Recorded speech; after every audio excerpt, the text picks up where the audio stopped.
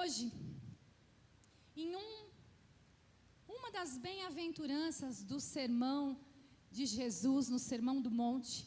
E eu quero pedir para você abrir a sua Bíblia em Mateus 5, nesse famoso sermão de Jesus Cristo, que pode nos ensinar tantas coisas, tantas lições que nós podemos tirar. E hoje nós vamos meditar em uma delas. Mateus 5:3, logo no comecinho. E hoje nós vamos falar sobre sermos pobres de espírito. Esse é o tema da ministração dessa manhã. Pobres de espírito. Bem-aventurado os pobres de espírito, porque deles é o reino dos céus. E é só isso. É aqui que nós vamos parar. Quando a gente lê esse texto, parece que ele às vezes passa despercebido dos nossos olhos.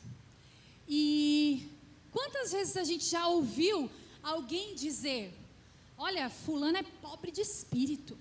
Já ouviu isso? Não sei quem é pobre de espírito, que pobreza de espírito.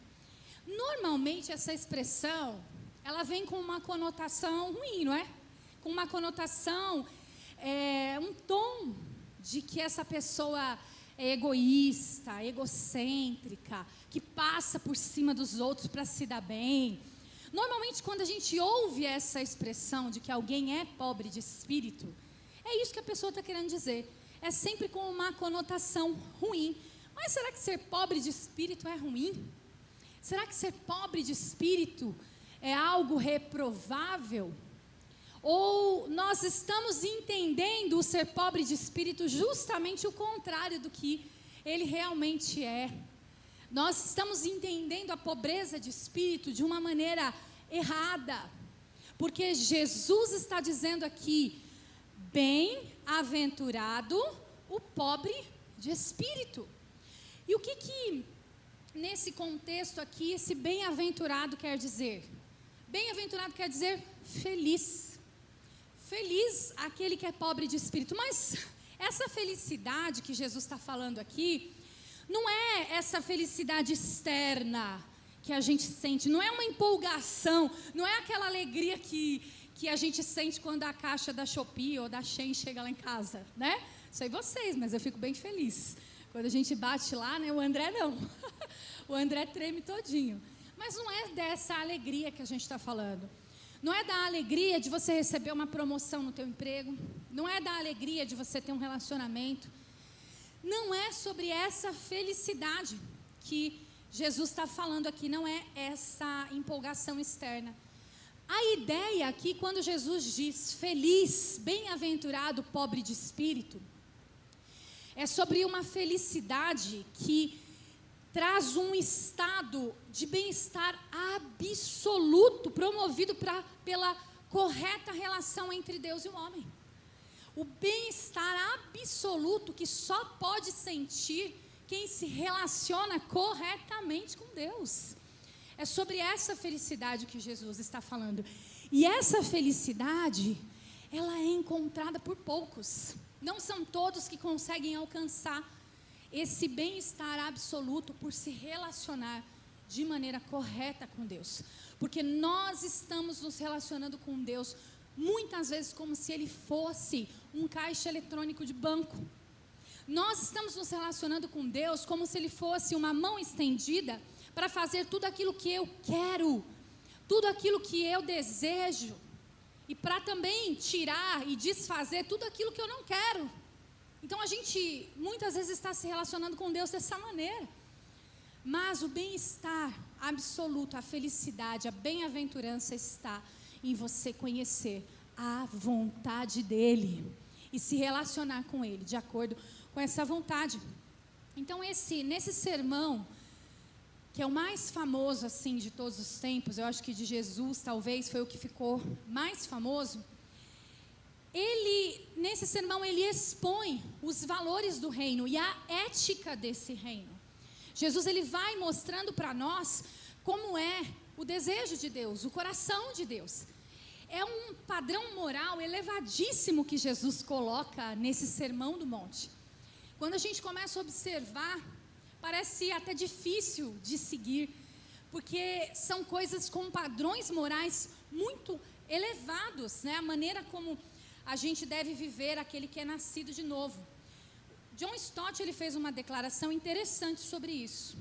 Ele fala que o Sermão do Monte, ele é talvez um dos ensinos mais conhecidos de Jesus, mas o menos seguido, o menos praticado.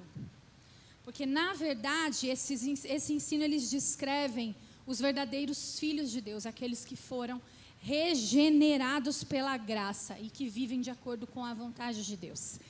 Então, esse é um ensino que é profundo. Quando Jesus começa a trazer verdades ali, ele vem com um padrão absurdamente elevado da lei de Moisés, não é verdade? Ele coloca a lei de Moisés, ele não vem para abolir essa lei, ele mesmo afirma, aqui mesmo no capítulo 5, no versículo 17, Jesus, ele afirma que ele não veio para abolir a lei, mas para cumpri-la. Mas ele pega essa lei de Moisés, que era o não matarás, e eleva o padrão. Ele diz assim: foi dito a vocês, não matarás. Eu, porém, vos digo que qualquer um que odiar no teu coração o seu irmão já está sujeito a julgamento. Ele eleva, então não basta só não matar mais. Aí, outra comparação que ele pega da lei de Moisés: não adulterarás. Mas eu, porém, vos digo, se você olhar para a mulher do teu próximo, com cobiça, e não só a mulher, né? A gente pode falar com as mulheres aqui, se você olhar para o marido da tua próxima, ou para qualquer outro homem com cobiça, no teu coração você já adulterou. Sabe, querido, se nós formos parar para olhar essa verdade, nós aqui somos assassinos e adúlteros. Muitos de nós aqui somos assassinos e adúlteros, porque o padrão moral de Deus é elevado. Ele é muito elevado. Com isso, o que Jesus está dizendo aqui para nós é: não adianta só você cumprir a lei. Não adianta só você se esforçar para não fazer as coisas erradas. Não adianta nenhuma dessas coisas. As coisas que são socialmente inaceitáveis. O teu coração e o meu coração precisam estar empenhados nisso. É preciso fazer aquilo que é correto, mas é preciso empenhar o coração nisso também. É preciso desejar, então, porque senão nós vamos nos tornar como fariseus, que ficam ali só fazendo coisas e apresentando sacrifícios e mostrando aquilo que nós sabemos e somos bons em fazer. Se o coração não está empenhado, a pessoa que é mais importante de todos de estar vendo, que é o Senhor, não está recebendo. Então, o que adianta nós estarmos fazendo sacrifícios, estarmos ali fazendo rituais, se o nosso coração não estiver empenhado nisso? Jesus não está recebendo, e aí nós estamos perdendo nosso tempo. Não está havendo nenhuma transformação. Então, entendendo qual é o princípio desse Sermão do Monte, que foi elevar o padrão daquilo que eles já conheciam com as leis de Moisés, a gente vai ficar aqui hoje só com uma bem-aventurança, só com a primeira de todas elas. São 8 no total, mas nós vamos ficar aqui com a primeira de todas elas, porque afinal de contas, gente, se ser pobre de espírito é bom, se ser pobre, humilde de espírito é algo bom, e a gente às vezes está chamando as pessoas de pobre de espírito, quando alguém te chamar de pobre de espírito, você fala: ó, glória, glória a Deus, eu sou mesmo, quero mais. Porque isso não é uma ofensa, na verdade isso é um princípio que nós deveríamos seguir. Então, afinal de contas, o que é ser pobre de espírito, de acordo com Jesus? O que ele quis dizer e nos ensinar com isso? Primeiro ponto que nós vamos ver: esse pobre de espírito é um pobre necessitado, indigente. Eita, que difícil, né? Ouvir isso, porque a gente só quer ser massageado o ego. Mas vocês vão entender o porquê desse indigente aqui. Quando Jesus ele fala que feliz é o pobre de espírito, ele apresenta essa como a primeira das bem-aventuranças. Percebe isso? Ela está em primeiro lugar. Depois vem os pacificadores e todas as 8 bem-aventuranças. Mas essa bem-aventurança está ali em primeiro lugar como uma base. Por que será? Eu sempre digo que Deus não dá ponto sem nó. Não existe ponto sem nó. Tudo o que Ele faz é intencional. Tudo o que Jesus faz tem uma razão. E essa bem-aventurança, ela está ali em primeiro lugar, porque ser humilde é a base, é o alicerce, para que todos os outros princípios que viriam a seguir pudessem ser recebidos. Sem humildade de espírito, sem o reconhecimento de que eu não sou nada, de que eu não posso fazer nada, de que tudo e em tudo eu dependo do Senhor, não adiantaria Jesus vir trazendo outros princípios, se os seus discípulos, os seus seguidores não compreendessem que ter humildade, primeiro para receber esse ensinamento, era a base de tudo isso. Precisava ali começar com essa humildade para que eles pudessem ter o alicerce. O fruto, por exemplo, ele não vai nascer sem uma árvore que tenha raízes. Vai? Tem como? Fruto começa a nascer com árvores sem raízes? Isso não pode acontecer. É humanamente, naturalmente impossível. Então a gente também não pode viver moralmente como Jesus ensinou, sem a gente reconhecer nossa total dependência dele. Se a gente não reconhecer, preste atenção aqui hoje, Igreja Abraça, e você que está nos visitando, quem está nos ouvindo pela live também. Se você não reconhecer que você não é nada sem Jesus, nada, você não pode fazer nada. Ele disse, sem mim, nada podeis fazer. Esse reconhecimento, ele é a base para que você viva moralmente de acordo com a vontade do Senhor. Se você não compreender isso, tudo o que vai ser falado daqui para frente não vai fazer nenhum sentido. Nenhum sentido. Porque esse sentimento de incapacidade, é muito louco isso. Porque a gente vive num mundo que bota a gente lá em cima. É verdade ou não é? Bota a gente lá em cima como super poderosos, super-heróis. E isso é a pior desgraça que um ser humano pode ter. É ele achar que ele é dono de si mesmo. Paulo fala que o nosso corpo não pertence a nós. Paulo fala, aí tipo, isso dá uma sensação de desconforto. Como assim não me pertence? Como assim? Nós fomos criados por Deus. A criatura, ela não dá palpite naquilo que foi feito pelo Criador. Então nós precisamos compreender que nós somos totalmente dependentes do Senhor. Amém? Tá difícil de dizer amém hoje, gente? Amém. Sabe por quê? Porque essa palavra, ela é libertadora.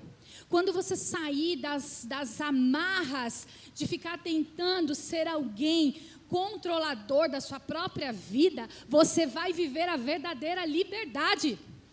A verdadeira liberdade, ela está em nós sermos escravos de Jesus.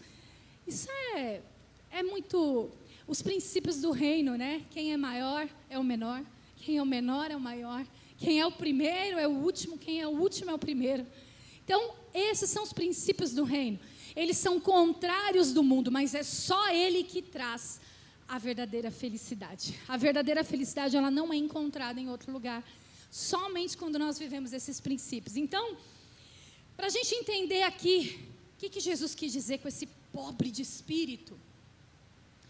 A palavra pobre aqui, no original, ela é aplicada por Jesus de uma maneira que não dá para ela ser traduzida como pobre, esse pobre que a gente conhece aqui.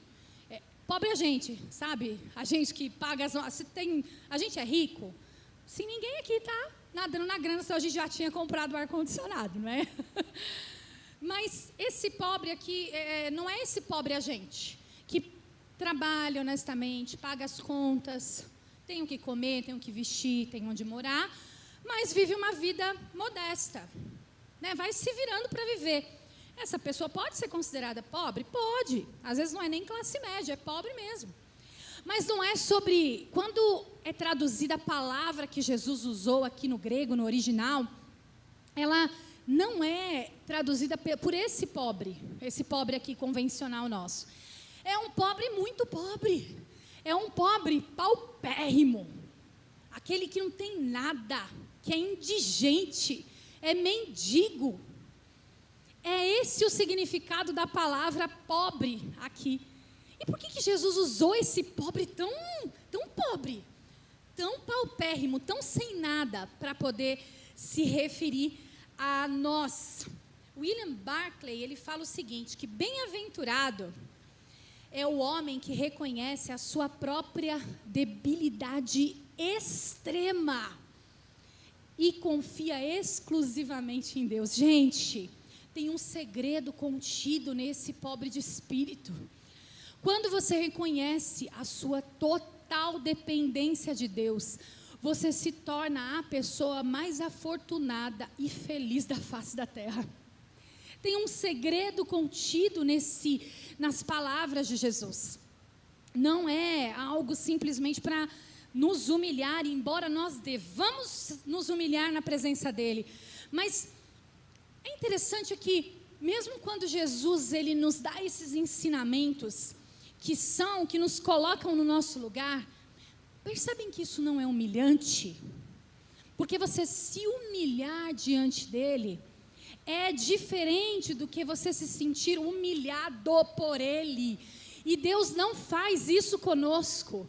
Ele não nos humilha. Mas quando a gente se humilha na presença dEle, a gente entende que a gente foi para o lugar certo, que é os pés dEle. Quando a gente vai para esse lugar, nós encontramos a nossa verdadeira identidade. E quando você encontra a sua verdadeira identidade, você é completo nele. Completo na sua essência, em quem você é. A gente tem mais facilidade de compreender a pobreza material do que a espiritual. A gente tem mais. Que você pensa em pobreza, você já pensa em falta de recursos, não é? Pensa em não ter dinheiro para pagar as contas no fim do mês. A gente tem mais facilidade. Quando a gente imagina, por exemplo, aquelas ocupações de cracolândias ou de pessoas que moram em situação de rua, quando nós percebemos essas ocupações, já viram que tem aqueles momentos que vem a polícia, enfim, para desocupar por alguma razão. Na verdade, só espalham, né? Não leva para lugar nenhum, mas enfim, espalham eles por toda a cidade. Quando eles saem dali, às vezes na correria, pode deixar objetos pessoais deles para trás. E são coisas que não têm valor para ninguém. São coisas que estão sujas, rasgadas. São coisas que não têm nenhum valor. Porque são coisas que não dá para a gente trocar por nada. Então, ninguém nem se interessa por ir lá. Ai, vamos lá ver a desocupação, ver se sobrou alguma coisa. Então, a gente tem essa ideia da pobreza material. Mas vamos transferir esse exemplo para o espiritual. Tudo o que nós temos, somos ou fazemos, a gente não é capaz de dar um passo sem Deus. Todos os nossos recursos, pensa naqueles objetos pessoais lá da Cracolândia, aqueles objetos pessoais, não fruto de roubo, né, gente? Os objetos pessoais ali, aqueles que estão ali sujos, rasgados, as roupas. Da mesma forma que não há valor nenhum nisso para nós, todos os nossos recursos, prestem bem atenção nisso, todos os nossos recursos, todos os seus talentos, tudo aquilo que você sabe fazer, tudo aquilo que você acha que você é, tudo isso não pode ser usado para barganhar com Deus. Você não pode barganhar com Deus. Sabe o que Isaías fala a respeito da nossa justiça? Que ela é como trapo imundo. Conseguem perceber que nós não temos nada para oferecer? Eu e você não temos nada para oferecer para esse Deus santo, Criador dos céus e da terra, daquele que é todo poderoso, e ainda assim Ele quis a mim e a você. ainda assim Ele desejou nos salvar.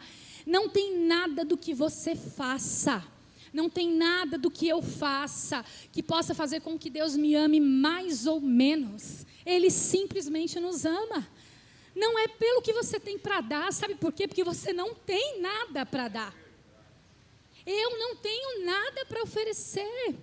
Tudo que eu faço, tudo que você faz ainda é nada. É nada. Nós sempre vamos ficar na dívida com Deus. Sempre vamos ficar nessa posição de dívida.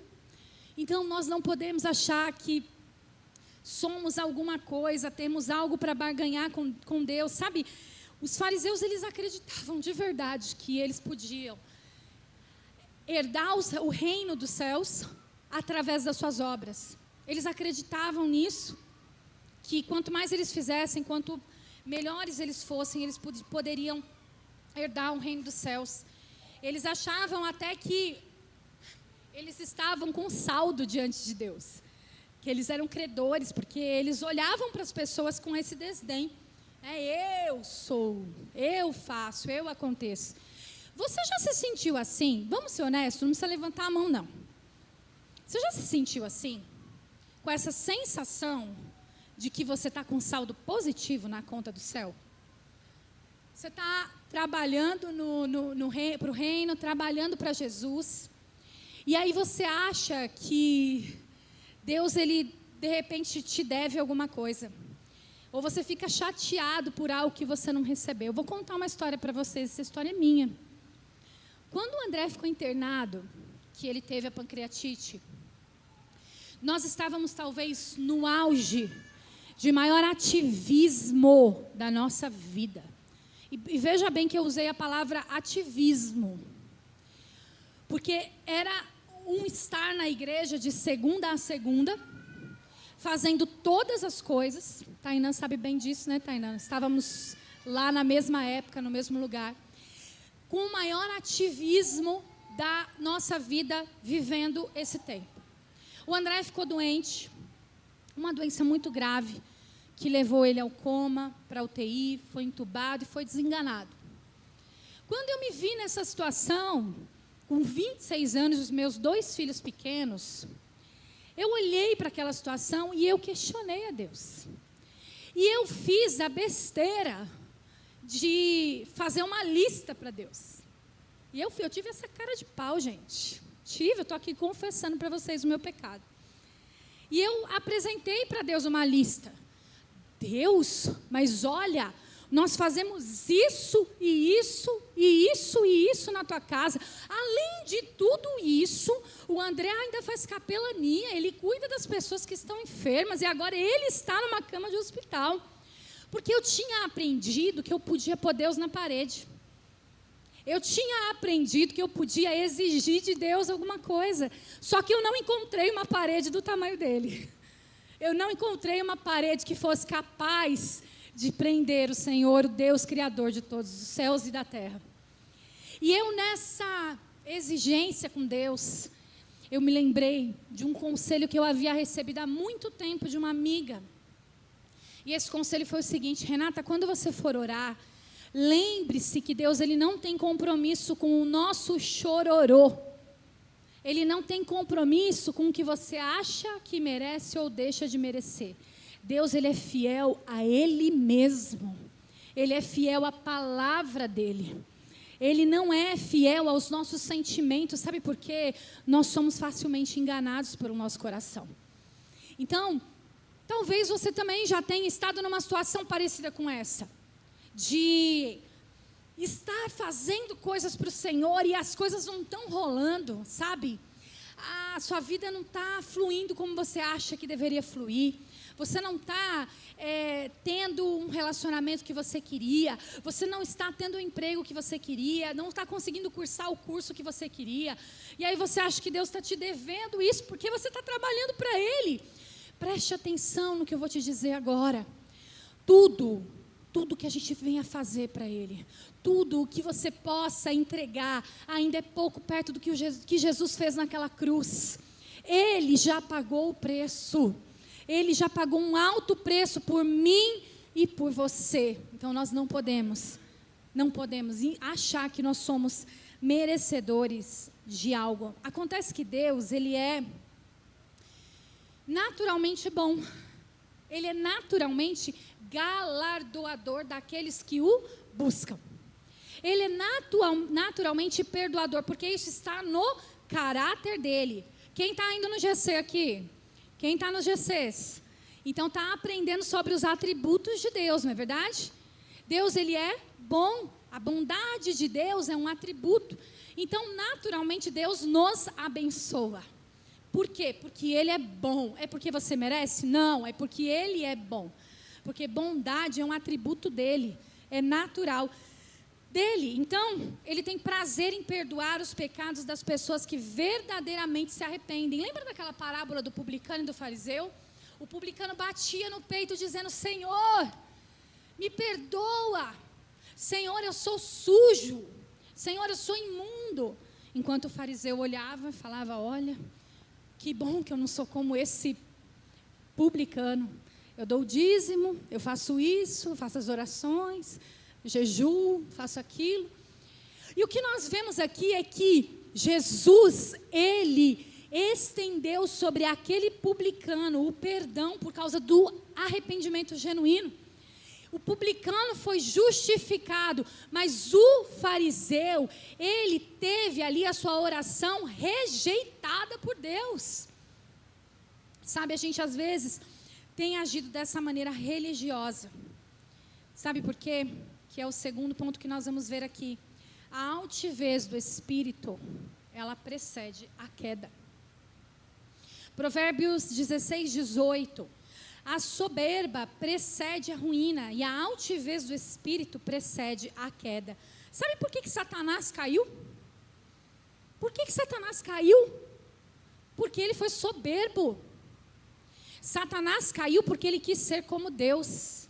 Satanás caiu porque ele achou que ele podia ser parecido ou até maior do que Deus. A soberba, ela é arruinante para nós. A altivez do espírito, ao contrário da pobreza de espírito, ela precede a queda. Então, essa pobreza de espírito, ela faz nos reconhecer que nós somos escravos de Jesus. Paulo, ele se apresenta assim, percebem nas cartas dele? Paulo, servo de Jesus, às vezes ele usa a expressão escravo, dependendo da tradução. Paulo, escravo de Jesus. Agora, gente, vamos pensar aqui em sã consciência, no mundo que nós vivemos, ninguém quer ser escravo. Você quer ser escravo? Você quer ser servo? Ninguém quer ser. A gente quer ser patrão, a gente quer ser o chefe, não é? Mas a gente falando do mundo espiritual, quando nós nos tornamos escravos de Cristo, nós estamos numa posição que nós fomos criados para estar e nós somos completamente cheios da presença dEle e felizes por causa disso. Essa consciência, ela pode parecer loucura, mas é um privilégio. Pode parecer muito estranho, mas é privilégio. E é interessante a gente perceber o quanto Deus, ele preservou o caráter de Paulo. Paulo, ele foi preservado por esses princípios que ele vivia. E a gente percebe isso quando ele fala do espinho na carne, não é verdade? Ele fala que foi colocado nele um mensageiro de Satanás, um espinho na carne, para esbofeteá-lo, para lembrar ele de não se exaltar. Deus, ele preservou Paulo, permitindo esse espinho na carne. Sabe por quê? Porque Paulo, pensa em Paulo, gente. Paulo era o cara, gente. Paulo era o cara. E ele teve um encontro pessoal com Jesus na estrada de Damasco. Ele foi transformado. Ele recebeu revelações que inundam todo o Novo Testamento. Esse cara podia se achar. Esse cara podia ter uma soberba em relação a tudo que Deus estava entregando para ele. Aquele espinho na carne que Deus permitiu era como se fosse um lembrete para Paulo da sua humanidade. E, gente, Paulo com certeza orava pedindo a Deus para que esse espinho na carne fosse... Ele fala disso, que ele orava para que esse espinho na carne fosse retirado dele. Paulo orava com com fé, porque Paulo vivia muitas coisas sobrenaturais. Paulo viu muitas coisas sobrenaturais. Ele sabia que Deus era poderoso para tirar. Ninguém sabe o que é esse espinho, só tem as especulações. Mas a gente não sabe se era uma doença, uma tentação, uma fraqueza, a gente não sabe. Mas ele orava com fé para que isso fosse retirado. Ele tinha essa segurança, essa confiança em Deus. Talvez a mesma que Pedro tinha quando ele estava lá e Jesus estava com os 12 antes da sua morte. E Pedro falou que, ainda que todos o abandonassem, ele nunca faria isso. Se fosse preciso, ele até morreria. Na primeira oportunidade, Pedro foi lá e negou Jesus para se safar. Então, esses homens, eles tinham confiança. E Pedro, de repente, poderia ter ficado muito mais orgulhoso se ele tivesse, eu sou discípulo do mestre, eu sou o cara. Talvez se ele tivesse matado no peito isso, ele teria ficado ainda mais orgulhoso do que ele já era. O que Jesus estava fazendo aqui era ensiná-los, era desmascarar a soberba de Pedro e Paulo. Deus também preservou esse espinho na carne, para que ele fosse lembrado da sua humanidade. Você tem um espinho na carne também? Algo que talvez você está lutando há tempos contra isso. Você tem tido tentações. Você pode orar. Você pode pedir ao Senhor que Ele tire isso. Você pode se achegar ao trono da graça. E Ele pode tirar. Mas lembre-se também que se Ele não fizer isso, isso é graça de Deus sobre você, para que você seja lembrado da sua humanidade, para que você permaneça pobre de espírito, compreendendo que é Ele quem faz e não você. Não é sobre você, é sobre Ele. Então, Paulo, ele mesmo sendo quem ele era, ele se sentia completamente carente dos assuntos espirituais. A gente vê o que ele fala lá para Timóteo, que Cristo veio para salvar os pecadores, dos quais eu sou o pior, o principal. Paulo, vocês estão entendendo? Paulo falava isso. Se Paulo falava isso, quem dirá eu? Quem dirá você? Se Cristo veio para salvar os pecadores, dos quais Paulo era o principal, a gente está nessa leva também, gente. A gente não está podendo mais que ninguém, não. A gente não está podendo apontar dedo na cara de ninguém por causa de pecado. Sabe, a gente precisa se colocar no nosso lugar de humilhação na presença do Senhor, porque Ele é o Deus que nos salva, nos cura, nos restaura e nos limpa. O pastor Russell Shedd, ele falou o seguinte uma vez, que a soberba é a estima excessivamente alta, que alguém que tem de si mesmo, por causa dos seus talentos, das suas realizações, dos méritos e das posições que ocupam. Eu não estou falando aqui sobre autoestima. A autoestima, ela é importante, e a psicologia, inclusive, trata disso com algumas pessoas, porque ela é importante, o autocuidado. Tem gente que se larga, né? Se deixa de lado, não toma nem banho. Então, é necessário ter a autoestima para se cuidar, para comer direito, para fazer exercício, para você se cuidar na higiene, na sua aparência. A autoestima, ela é algo importante e é louvável que a gente tenha essa autoestima. Mas aqui a gente está falando de uma estima de se achar demais, de pensar que é alguma coisa, porque a gente está vivendo num mundo muito complicado, onde existe uma supervalorização do ser humano, não é? A gente tem uma supervalorização das pessoas, de si mesmo, e as frases de efeito, elas nunca venderam tanto como elas vendem hoje.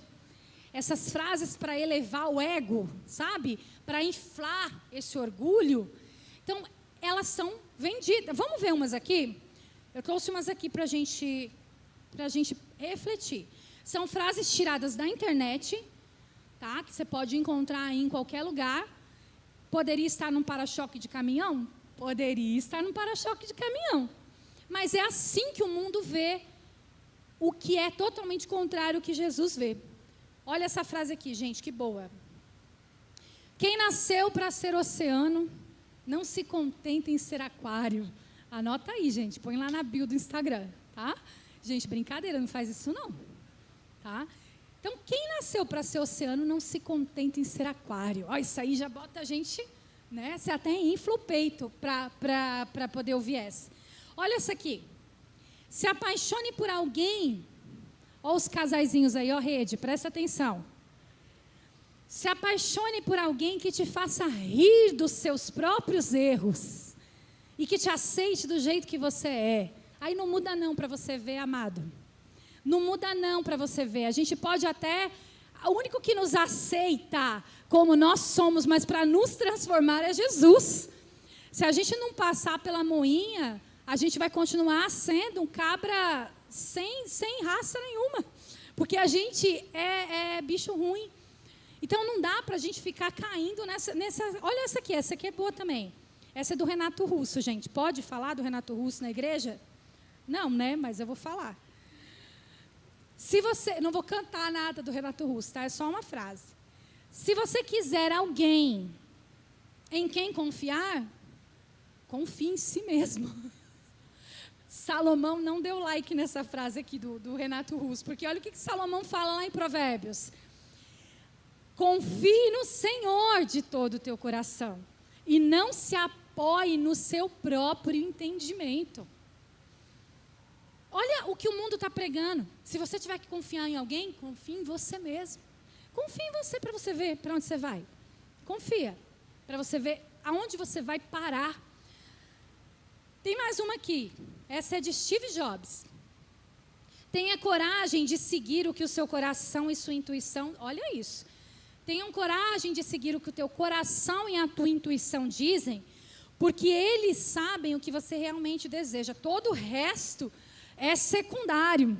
Esse aqui, Jeremias, além de não ter dado like, ele ainda bloqueou o Steve Jobs, porque olha o que ele fala aqui em Jeremias 17:9.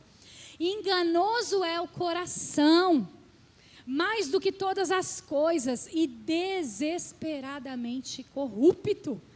Como que eu vou confiar no meu próprio coração, nos meus próprios desejos, se o meu desejo está sempre inclinado para o pecado? O meu desejo sempre está inclinado para fazer aquilo que é mal. Se não é a misericórdia do Senhor sobre nós, queridos, nós já teríamos sido consumidos hoje de manhã, quando você acordou, quando eu acordei.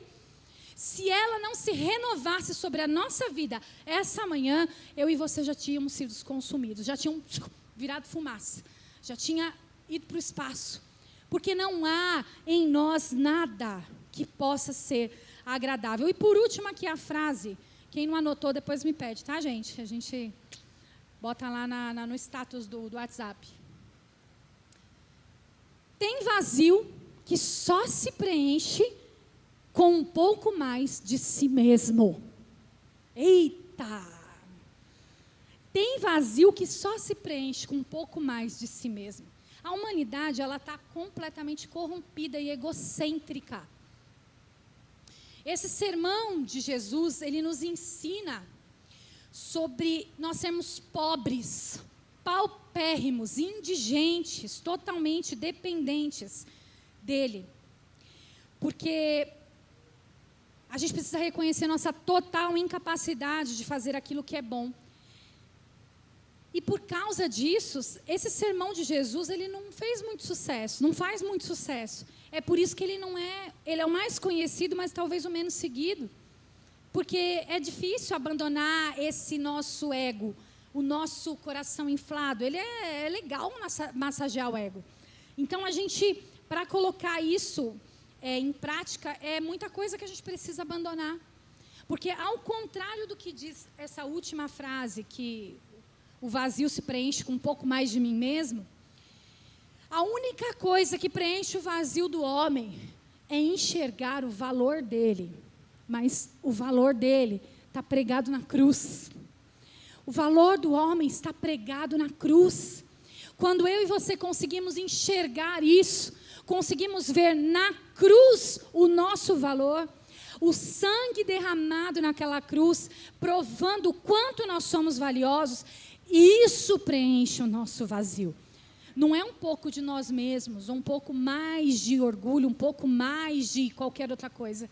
É olhar para a cruz e enxergar lá o nosso valor, o preço que foi pago por nós, porque nós não temos nada de bom para oferecer ao Senhor. Então, nós precisamos compreender que o grande problema da soberba e do orgulho é que ela cria muros de separação entre o homem e Deus. Ela faz com que a gente deixe de se relacionar com Deus de maneira correta. Jesus, ele nos ensinou que nós devíamos ser como crianças. Que se nós não fôssemos como crianças, nós não iríamos herdar o reino do céu. Nem todas as características de uma criança, elas são passíveis de ser seguidas. Por causa da imaturidade da criança, tem coisas que ela faz que a gente não tem que fazer igual, né? A gente fazer birra, ficar... Enfim. Mas Jesus está falando aqui sobre a pureza de coração. A criança, ela aprende com muita facilidade. Ela se coloca a aprender. Ela é curiosa por natureza, ela aprende muito. A criança, ela perdoa com muita facilidade. Você vê uma criança que às vezes está brigando, está saindo no tapa, mas daqui a pouco eles estão brincando. Ela perdoa com muita facilidade. Então, é sobre essas características que Jesus está falando, que a gente precisa deixar de ter aquela síndrome do irmão mais velho, da parábola do filho pródigo. Porque às vezes a gente olha com um certo orgulho ferido para o que Deus está fazendo na vida do meu irmão e não está fazendo na minha. E a gente tem essa síndrome do filho mais velho. E passa a ter esse orgulho. Então, Jesus, ele estava nos ensinando aqui que o nosso coração, se ele está com a motivação errada, quando nós esperamos recompensa aqui nessa vida, pelo que nós fazemos pelo Senhor, nós estamos sendo altivos de espírito. Se nós estamos esperando recompensa aqui nessa vida, pelo que nós fazemos, nós não estamos sendo pobres de espírito, como ele disse que nós deveríamos ser.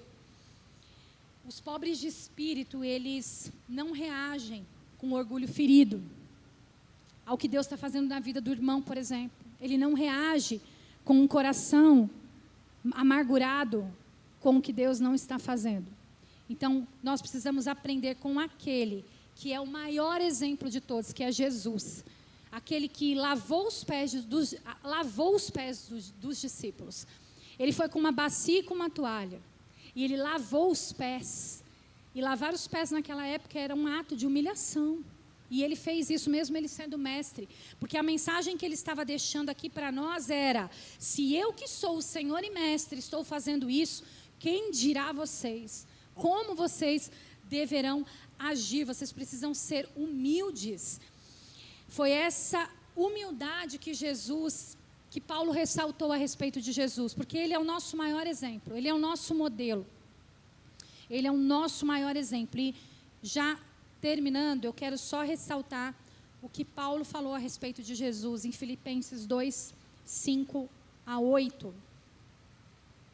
Ele falou o seguinte: seja a atitude de vocês a mesma de Cristo Jesus, que embora sendo Deus, não se considerou ser o igual a Deus, era algo a que devia apegar-se. Esse versículo 6 aqui, não considerou que ser igual a Deus era algo a que se devia apegar, mostra que Jesus não agiu como Lúcifer e nem como Adão, porque os dois quiseram ser como Deus, conhecer o que Deus conhecia.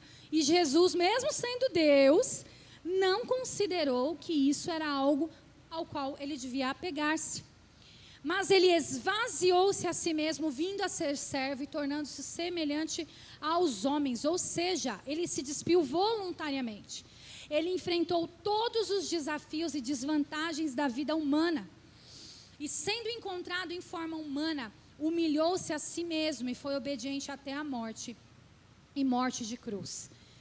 Jesus, ele sofreu a mais humilhante morte que possa existir.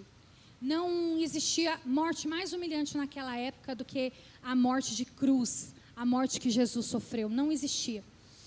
A cruz, além de cravar Jesus, além de cravar os pregos em Jesus, ela ainda nos cravou de uma maneira mais eficaz e uma lição permanente para nós. A cruz nos ensina uma verdade muito grande, que não são os poderosos, não são os fortes, não são os bem-aventurados aqui na terra, nem os reis, nem aqueles que têm autoridade, não são esses que são bem-aventurados de verdade, mas são os humildes de espírito, são os pobres de espírito, são aqueles que muitas vezes são até desprezados por causa do padrão elevado que vivem e que refletem o coração de Deus. Então, queridos, a gente sai hoje daqui compreendendo que toda posição que a gente possa ser colocado, todos os recursos que a gente tem, todos os dons e talentos que nós temos, o pobre de espírito não é aquele que nega o talento que Deus deu para ele, não é aquele que nega aquilo que ele sabe fazer ou o que ele fez. Ele reconhece que ele tem dons, ele reconhece que ele tem talentos e que ele tem recursos, mas ele devolve para Deus. A honra e a glória ele devolve para Deus, porque tudo vem dele. Tudo que é bom, em Tiago fala que tudo que é bom só pode vir do Pai das luzes, que nele não há variação, não há sombra de variação. Tudo que é bom só pode vir daquele único que é bom. Então eu quero te pedir para que você se coloque em pé agora, para que nós possamos orar.